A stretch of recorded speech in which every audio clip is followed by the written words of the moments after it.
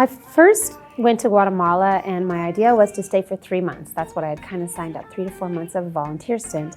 But within that time, I realized that I was deeply connected. And I think most of that comes from the people. The relationships that I was making as well with the children, obviously they really stick to you and stick in your heart. So I just felt that probably within the first 6 months that this is what I wanted to do.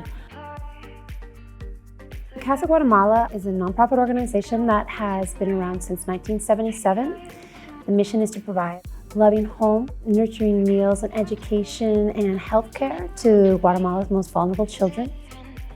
My time in Mount Royal completely equipped me to go back and be a much more professional leader. I learned so much here in human resources skills, in nonprofit skills, fundraising, just even the basics of nonprofit law that we were studying, a lot of important things. I think the key things that we take away from that nonprofit management program was definitely like building logic models, knowing how to plan strategically for the future, being concise with your mission statements. These are the things that stick out in my mind. Being able to take some time out to volunteer is a way that you are kind of stepping out of your bubble, but at the same time embracing a part of you that maybe you don't put enough time and energy into. So it is a win-win situation. You're giving back to an organization, but it also really creates inspirational relationships for the children to meet people from around the world, to give them an idea of what their potential is. So we think it's really important to have people come and work with us and kind of be there to inspire the children and be inspired as well. I saw the opportunity that the organization had so much potential that we would be able to really grow it and make it into something. So the vision of the organization kind of blended with what my vision was for what I could do.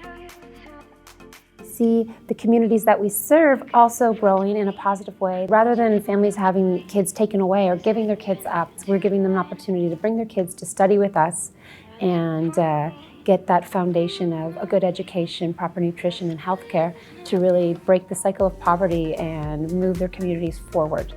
Kids that grew up as orphans who were coming from extreme poverty, abuse, be it physical abuse or emotional abuse where they've been taken away from their homes, but they're now young professionals starting their own families, and they're able to provide a loving and caring home for their own children, which is something I think for me is the #1 goal for us, is to break those cycles.